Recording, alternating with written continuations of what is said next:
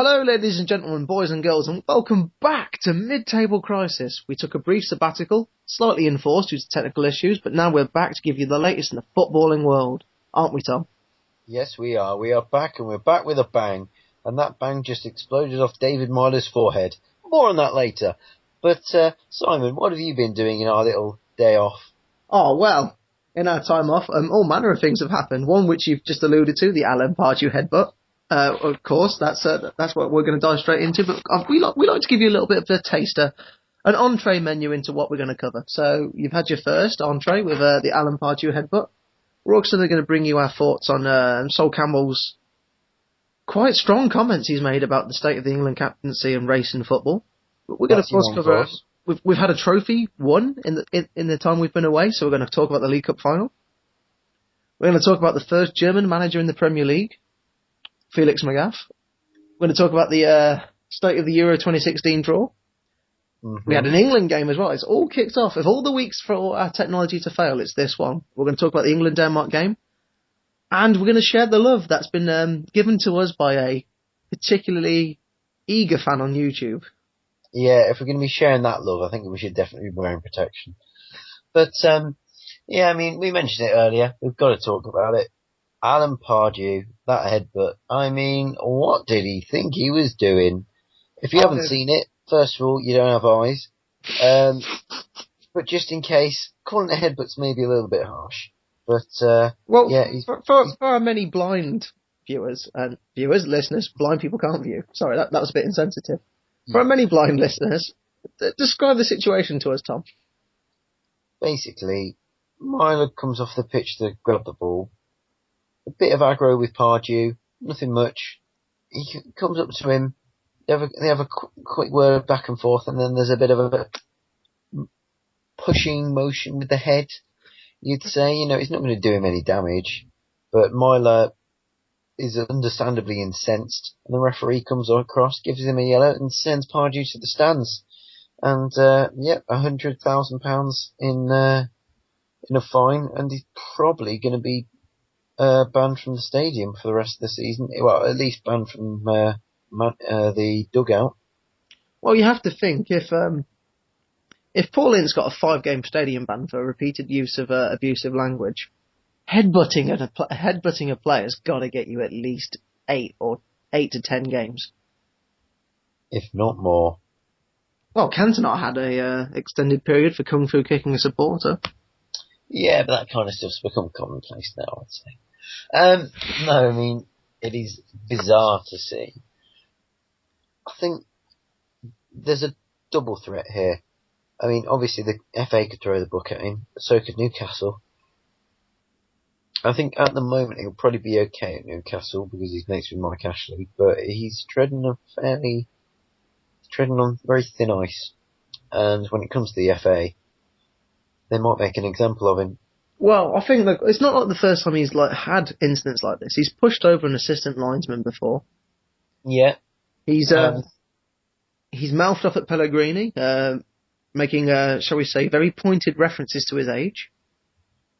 Yeah, very pointed indeed. There's been a few other incidents as well, which kind of, to a certain extent, you know, he's come out, he's apologised, he said it was stupid. Well, yeah, we already knew that, Alan. Why did you do it then? You know, I think if he does lose his job, which is a possibility, I don't think it's that likely, but... Not now. Not now Newcastle have already acted. Yeah. Unless he does something worse. But I think, if he, you will eventually leave Newcastle. Where will he go then? You know, a top club's not going to take him. Not with behaviour like that. I see where you're coming from. Like, it's not exactly it undermines his position. How can you discipline, big players when you've been sent to, you've had bans before for nutting someone? It's... Yeah, ridiculous. It just brings the whole management thing into disrepute. I mean, I heard some people saying, well, why do we have the dugouts? Why aren't coaches in, little technical boxes like they are in rugby? And I, for one, quite like the dugout. It's a nice thing, but people are taking advantage, and it's just some rules aren't being enforced. And I hope, for one, that Pardew does get a lengthy ban, and hopefully it'll make managers sit up and pay attention, that it can't just, rule their little technical fiefdom the way they do. What rules aren't being enforced, do you mean, Well, in regards to dugouts? you saw there's clips of Mourinho in recent games, and he's not even in the dugout. He's walked onto the pitch to make a point. Yeah. For one, stay where there is a line, stay within it. Two, just because that is your line and you should stay within it, doesn't mean you get carte blanche over what happens there. So intimidating officials, headbutting players, obviously, I can't believe I should have to bring this up. This doesn't seem like, I know football's a crazy sport, but it doesn't seem like we should have to talk about this in the modern day. This seems like something that comes out of an 80s, old school story about a manager, not in 2014. He's a bit old to all his parts. Yeah, it's crazy. I don't think we'll see something like that happening again, not while Paolo Di Canio's out of management. So, see, a manager like that should understand. If you told me Paolo had done it, I wouldn't accept it or anything. But you know what? It'd fit the story a little better. Pardew, yeah, I know he's got previous, but it does reek of a passionate manager. But look at the situation. They were 3-1 up in a game. There wasn't exactly any pressure on his shoulders at the time he did it. It just makes me sad that we never, we didn't. Well, I think we only ever saw one Paolo Pardew derby. I'd have loved to see them going head to head. I'm just saying, Sunderland are playing Newcastle 3-1, and to Sunderland, Loic Remy scores an overhead kick from 25 yards. Pardew celebrates in front of Di Canio, and they joust in some sort of ungainly manner. That was my dream. That was your dream. And who knows, maybe one day, due to financial need, you'll see them go head to head in the ring. Maybe. I certainly wouldn't mind going head to head in his ring, I'd say that. You're pure filth, you know that. Yes. Yes. So I'm going to throw it out there. I've said 8 to 10 games. I think my feelings are quite clear on this. Yeah. What do you think Pardew's punishment should be? End of the season stadium ban, and take it from there. To be honest, the fines are to a certain extent irrelevant unless they get really big. So I would say a bit of community service, perhaps. Maybe make him do a respect campaign video explaining why what he did was wrong. Yeah, that'd be good, because there's, if you're finding a millionaire, what's the point? That's all relative, isn't it? Yeah, a bit like Alison. So yeah, I'd agree with you there. And we go from one black and white story to a legend that used to play in black and white, Sol Campbell, who has made some quite inflammatory comments about the FA this week. Yeah, that was a bit of an odd one. He was saying that he'd been captain for 10 years if he'd have been white. I'd argue in Sol's case it wouldn't have mattered if he was black or white. I think there were better leaders. Yeah, he did actually captain. Some folks will like the little Michael Jackson reference I've put in. Yeah. I was not going to mention that. But you went in there like Bodicea with a kit off, so fair play to you. But yeah, as you said then, I don't think it would have mattered too much, mainly because of the players that were around him. In his time, he had 73 caps for England. In that time there was Tony Adams, David Beckham, Paul Ince, Steven Gerrard to later years, John. Yeah, he's not. He wouldn't pick him as captain ahead of any of them. So there's a slight chance that it maybe cost him 1 or 2 games as captain, but that's it. He did play 3 games as captain in 73 appearances. So 2 of which were under Huddle. Hoddle, yes, of course. 2 of which were under Glenn Hoddle, and the other one I do know definitively was under Sven in 2005 in a friendly against the USA. They were all friendlies, weren't they? I believe so. And You hear things in the media about like players who are natural leaders, and like you see players talk about locker room atmospheres, like who's the leader in the locker room. Sol Campbell was never a name that got flagged up. Not really, no.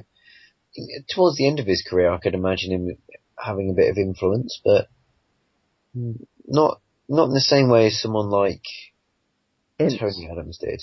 Or Paul. Yeah, Ince as well. Yeah.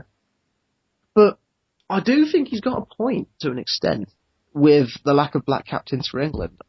I can only think of 3, maybe 4. Rio Ferdinand, Paul Ince, Sol Campbell himself, I'm including him to help my argument, and Ashley Cole. In terms of captains that were the named captains, not ones that get like the armband when it's tossed about in friendlies, but in terms of named captains for games, there's 4 that I can think of that are black. Yeah, I can't really think of many others. If fans out there can think of any others, we'd like to hear from you, of course. Drop us a hit on the Facebooks or on the Twitters. Or by email, or on our YouTube page. We'd love whatever you want. Yeah, we always love to hear from you, especially you, Ownist. So, he's got a point. I think the lack of black captains for England, considering how many black players play for England in the modern day, I know it's a recent phenomenon, relatively, but he may very well have a point. Definitely. It's hard to say, because you want people to be picked on, like, leadership and not skin colour. You don't want, like, I know some people were on about the Rooney rule for managers, when black managers were highlighted last season. I don't think we want to get that far, because we pick people on merit. And you hope, but with that is the hope that people's merit shines through above all else, and that may or may not be the case still. I mean, it's hard for us to say. I mean, we are 2 white men. We don't know what life as a black man is like in the day and age today. We definitely do not.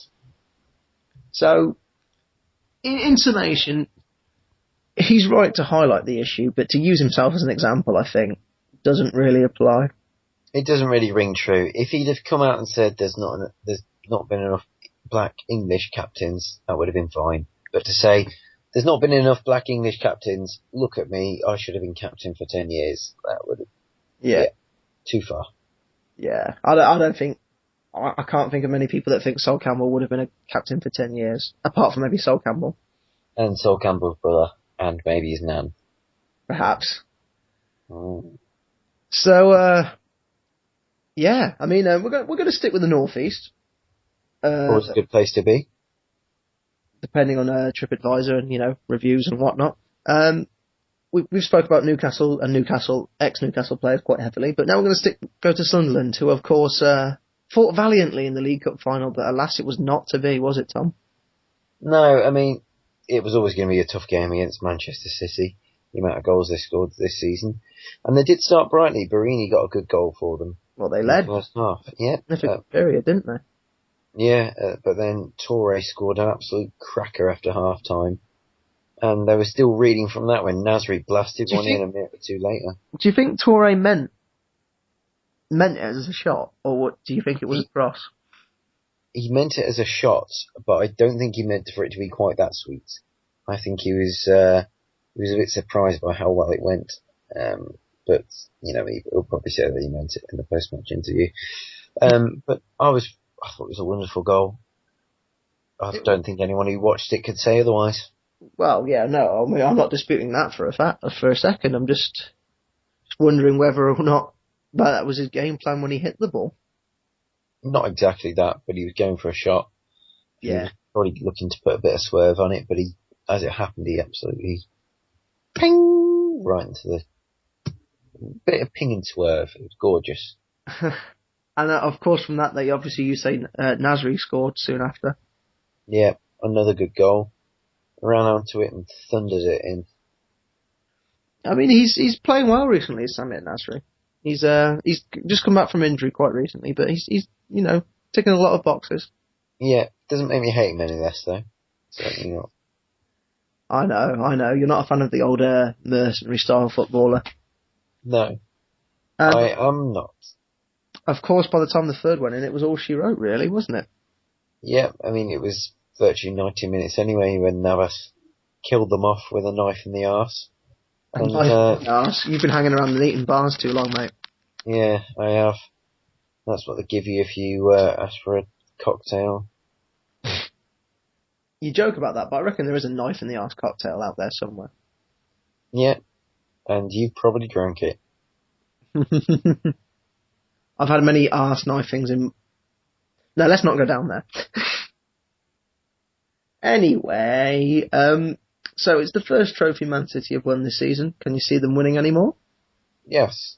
Maybe not 4 of them in all, but I'd say probably at least another one. What exactly that one will be, I'm not sure. For your FA Cup surely is the most likely one. Okay. So you reckon they'll do the cup double?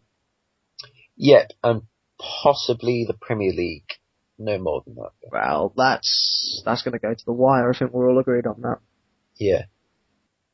Well, we should say well done to Manchester City, naturally. Well done. It's a trophy that, they've earned it. Certainly have. And I think the League Cup is a little bit devalued these days, so let's hear it for the FA Cup. A good cup. A fun cup. A cup that we enjoy. Definitely. And, yeah, I mean, it certainly means 6th place, because let's face it, Man City are going to be top 4. Yeah. It certainly means that 6th place is now fighting for in the Premier League, which makes things a little more interesting again. Well, it makes things even more interesting. I think if Sunderland had won the League Cup, a little of the sting would have gone out the race for 5th, 6th and 7th. Mm-hmm. I could be wrong, of course. It happens. It does happen. We have been wrong before. But there we go. You win some, you lose some. And speaking of those who are winning a lot less than they should be, Fulham have changed manager, as I'm sure you're all now well aware. And Felix Magath's the man in charge now. He certainly is. Not long after Methuselah dropped off the earth.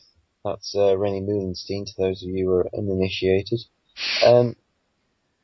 After just Tom 17... likes to invent a few terms for people. Simon likes to invent lovers.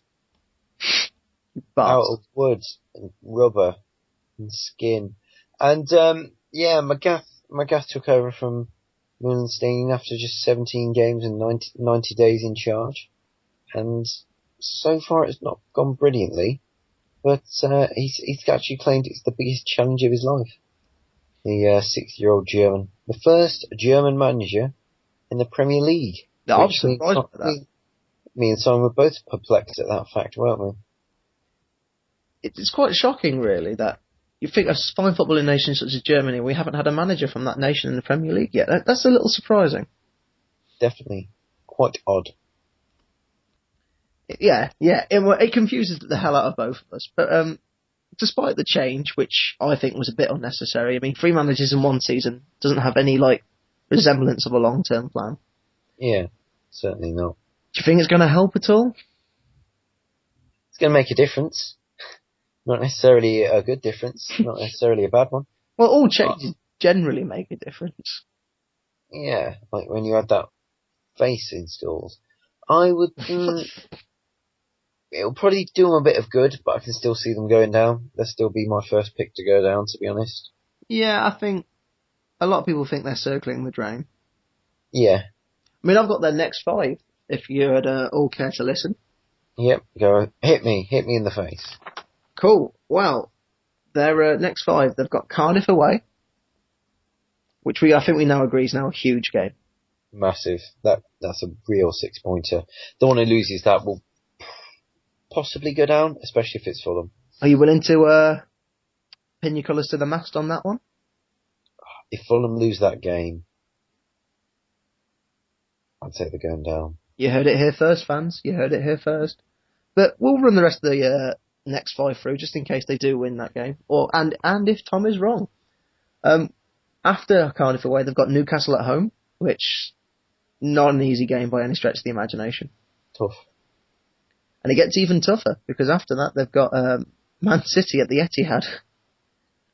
I think a lot of people will be putting their over 2.5 goal scorecasts on for that game. Yeah, I was going to say, not a lot of money being bet on Fulham that day. No, they are certainly the shot in the dark, to say the least. You've got to have a crystal ball or beyond crystal meth, really, to be backing that one. Or live in a Crystal Palace. Yeah, perhaps. And it doesn't get much better after that because they host Everton at the Craven Cottage afterwards. Yeah, you'd expect Everton to walk away with the points there as well. And to round it off, they play at Aston Villa after that. So there's 4, maybe 6 points there. I can see them getting. Yeah, and they're going to have to struggle for them. McGath is going to have to do a lot. He's going to have to get the belief back, get them playing together, get a unit, get a team. Mm. And the moment Fulham don't really look like a team. They really need to work on that. It's certainly a lot to do in a very short period of time. But then again, there's been so many cooks in that broth. Who knows what's really going on? Yeah. You've had Yol, Mullenstein, McGath, technical director Kirbishley. You've had Wilkins in there. But Fulham have played 28 games and they've only got 21 points to show for it. So they've left it too late, really, haven't they? Yeah, it's going to be a low points total to stay up this season, but it's not going to be that low. No. I mean, so let's be generous and give them 4 points after the next 5. They'd end up on 33 points and 33 games and 25 points. That's not enough. Definitely not. You want to, if you're going to be safe, you want to have, by the time the 33rd, 34th game comes around, you want to be like late 30s, really. It depends on the final few games. 38, 39 points is probably going to be enough to stay up this season. Okay. Another Tom Patrick prediction. We're going to come back to that and see if we're right. Well, Solskjaer said 37. I reckon it might be slightly higher. But, yeah, 39 would be home and clear, but they're not going to get, I'd say, the struggle to make 35. Yeah. By the end of the season myself. Well, but it all depends on how McGath how quickly he manages to get him playing his kind of football. Well, he'll have plenty of time to do it in the Championship. Or will he? It's quite a fickle, mate. It's quite a fickle job this year. It's quite a fickle. It's quite fickle. It's quite fickle, yeah. Just, I was trying to think of something clever and witty to say, but yeah, but we all know that's not why you guys tune in. I was going to say, you do realise this is mid-table crisis. Yeah, but good luck to McGath, because I do like Fulham, despite what I've said. I just think they're just not at the races this season. But, yeah, I don't think people wish them misfortune, particularly. No. They're not a hated club, are they, by any stretch? No. But definitely not. Who knows, maybe he is the man to turn it all around. Maybe we're wrong. Like, I'd like to think we're not. I've said maybe we're wrong a lot, so I'm hoping that a lot of what we said does happen now, because otherwise we're going to look a little out of place. Foolish. Foolish indeed. We go from a little European injection to Fulham, in the form of a German manager, to a little European injection into our lives. The Euro 2016 draw happened in the past week, so thoughts? England's group could have been a lot worse. England could have been a lot worse. Let's just clarify England's group. To all those that kept in the dark, I mean, there's not many of you left by now. I understand that we're a little late to this rodeo, but England's group is England, Switzerland, Slovenia, Estonia, Lithuania, and the one little plucky underdog we always seem to get, San Marino. San Marino, do-do-do-do. Dan Marino, do-do-do-do. Yeah, San Marino again. That's going to be a... What were you doing then? What? What was that? What did you just do? You'll have to listen to it back. But please enjoy it responsibly. Yeah, I think that's a relatively easy group, all things considered. It could have been a lot worse. The top 2 go through automatically now. Yeah, with the 2014 format. So England got a lot to be thankful for. I mean, you look at the groups throughout, and there's no real difficult group for any team, really. I mean, you look at, for example, our group especially. Like that's one that you would fancy ourselves in. Yeah, I'd say so. I think it's going to be a cakewalk for most of the top seeded teams. I really do. Yeah, there's always a few weaker teams in the draw for Europe. There's going to be a few thrashings, as usual, I'd say. Business as usual. Well, we'll look at the other home nations groups, and perhaps we can illustrate our point a bit further. Yeah. Republican Ireland and Scotland and Gibraltar, because yes, I do count Gibraltar as a home nation. Deal with it, Spain. They're all grouped together in Group D. So you've got Germany, Poland, Georgia, Gibraltar, Scotland, and Republic of Ireland. And I think one home nation is going to go through automatically. I've got a sneak feeling Scotland might get top two. Possibility. The way they're playing at the moment, if they can keep that going, they're onto something, you know. Certainly are. Ireland could sneak playoffs. It's not beyond the realms of possibility. I mean, don't get me wrong, I'm gutted we didn't draw Gibraltar, because that would have been a great mid-table crisis away day. We do love our mid-table crisis away days. Often with, separately, not together, but it does happen occasionally. Like that Luton Town game. Oh dear. Oh, that was a sight to behold. But yeah, enough of cold, windy days in the Neaton. You were windy, weren't you? Mate, that burger at half time, it was nice, but it does have an effect on you. Yeah, your guts fell out your arse. And from my digestive tracts, we go to the group of Wales. As often happens. The group of Wales, there were some interesting ones in here, weren't there? Well, it's Bosnia, Belgium, Israel, Wales, Cyprus, and Andorra. So, top two is going to be hard for Wales, because there's two footballing forces there in Bosnia and Belgium. To be honest, it's always going to be hard for Wales, because they're not that good. Well, they've got great individuals, but overall, you're right, a bit lacking. Not a great team. Well, so you don't expect them to go through? Maybe get playoffs? I think playoffs is possible. Yeah, playoffs about the best that they'll get, in my opinion. I think they're helped a lot by the fact that you've only got to be third to still. You can be third in a group and still have a chance now. Yeah, certainly. Massive help for them. I mean, this expansion's really interesting. I want to see how it turns out long term, but we're going to get to see some different teams at the Euros, hopefully. We certainly hope so. I mean, and there's 8 extra slots, so we better do. Love them slots. One team which I don't think will make it, they've got an outside chance of playoffs, perhaps, but not top two, not automatically, is Northern Ireland, the other home nation we've not mentioned yet. Their group is Greece, Hungary, Romania, Finland, Faroe Islands, and Northern Ireland. Bit tricky, that one. Yeah. Northern Ireland are going to struggle anyway, obviously, they're not a big country.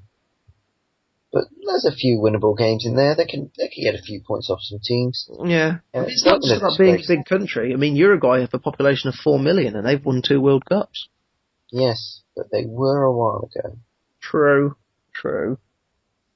But I feel somewhat justified by that. But in terms of Northern Ireland, I think you're right. I think that's a little too much for them. Yeah, I understand. I understand where you're coming from.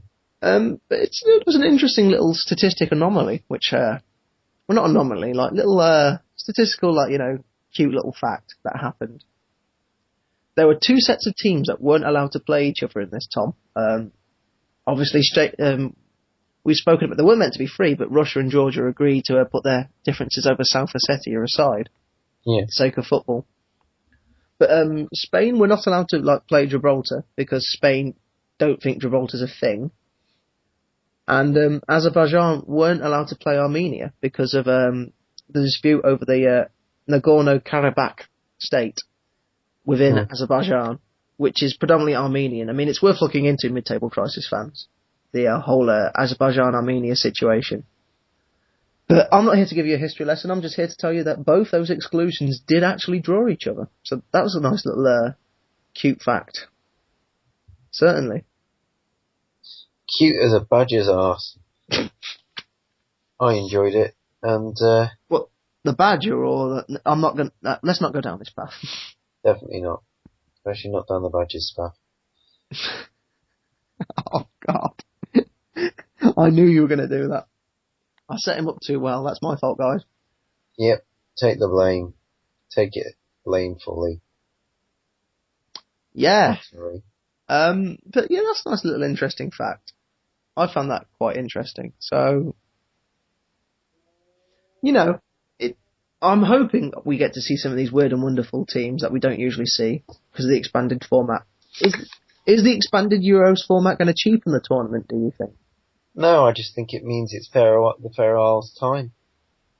I don't think it cheap. Some people have said that. No, I think there's enough good nations in Europe now to warrant it.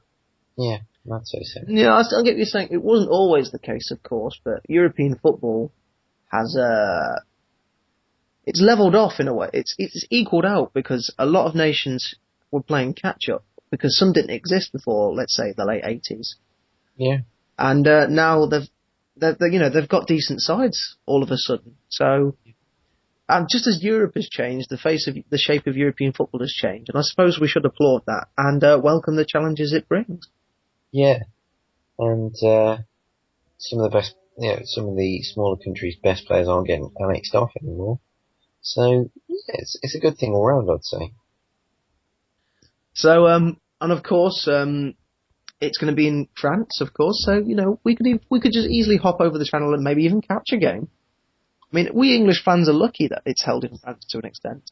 Yeah, we've got a lot to be thankful for there because just across the road, basically, and the big watery road that is the English Channel. But yes, the big watery road. Learn English with Simon Cross.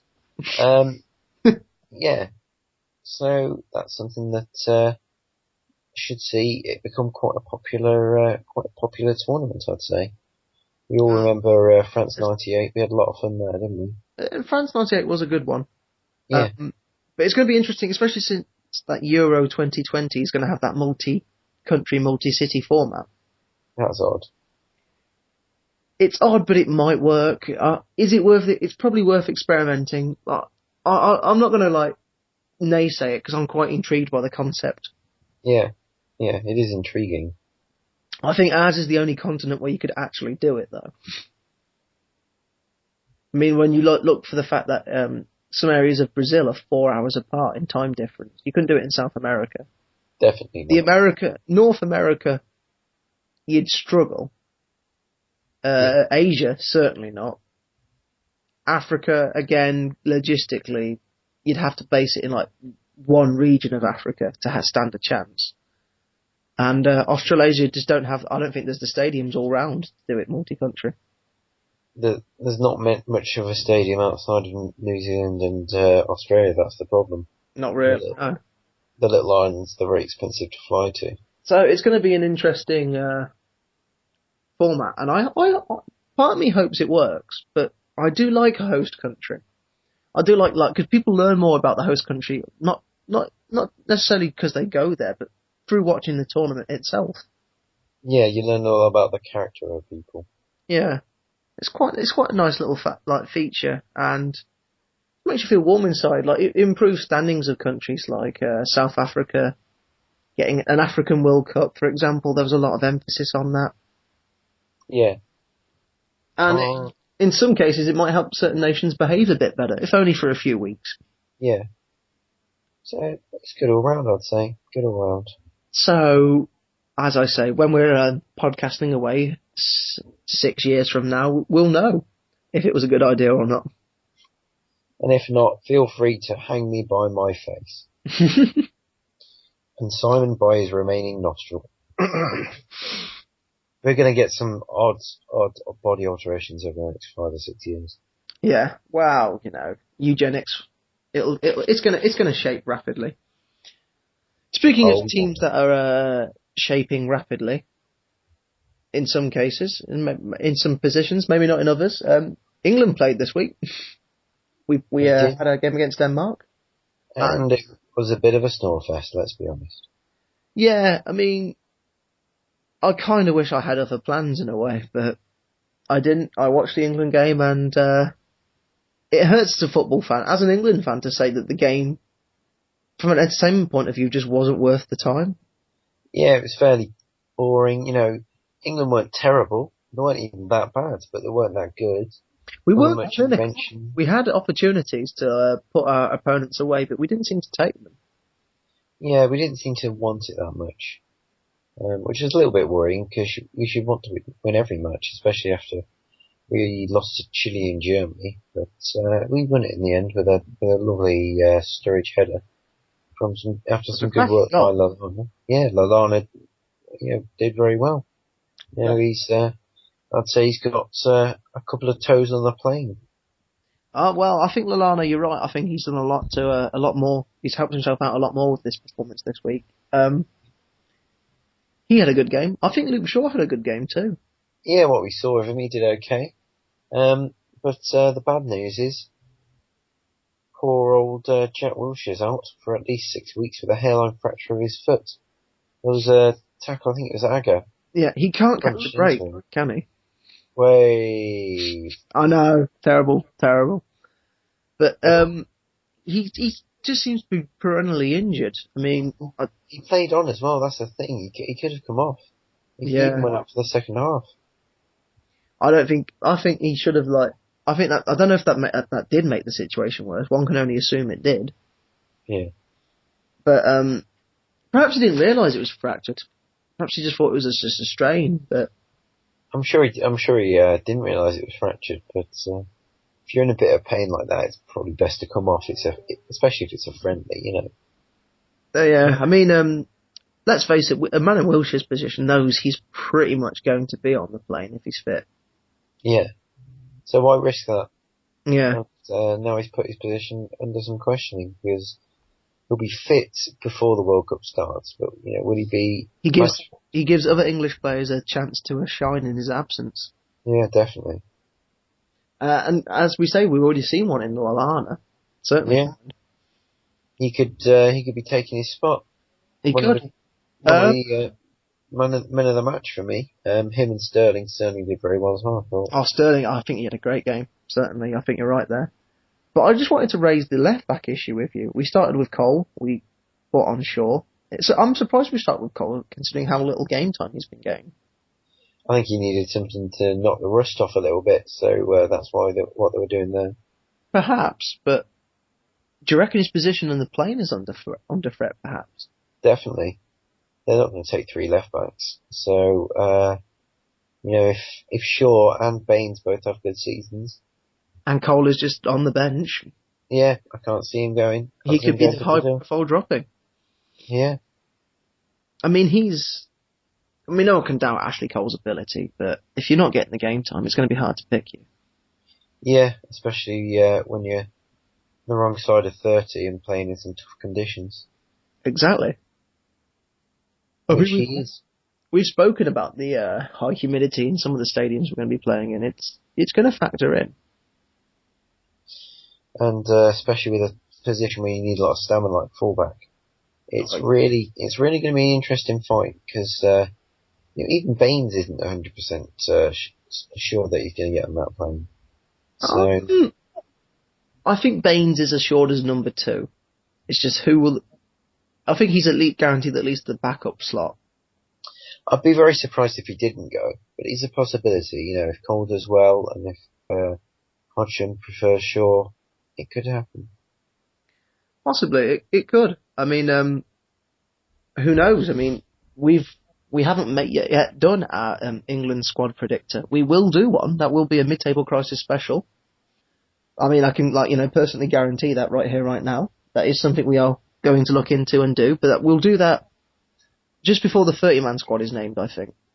We'll try and name our 23. We'll try and be a bit ahead of the game. Gone on that. Yeah. Mm-hmm. We will endeavour. We'll do our best. Speaking of, and yeah, I know you fans out there like it when we do our best, and some of your fans have now made your feelings known via the wonderful form of social media that is YouTube. Yeah, and it gives us insight into the kind of listeners we have when you read some of these comments. But one especially caught my eye. Good old Ibrahim Zulfikar was polishing his personal trophy in excitement at our most recent podcast. His exact phrase was, "Guys, I love listening to these guys. I love touching myself while listening to these guys. It's better than porn." Thank you very much, Ibrahim. We feel the same about you. We love all forms of feedback, good and bad, and that's an extreme positive, you have to say. Yeah, feed it back to us, Ibrahim. Feed it back. Well, maybe not that back, but more feedback, yeah. Send it to Simon's house in a jar. You don't mind.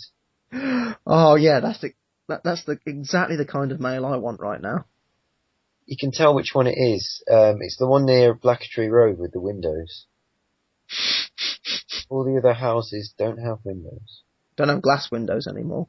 But that's a story for another day. Not cardboard windows, yeah. But yes, I'm afraid it's time to put yourself back in your trousers and tidy up. Because mid-table crisis is finished.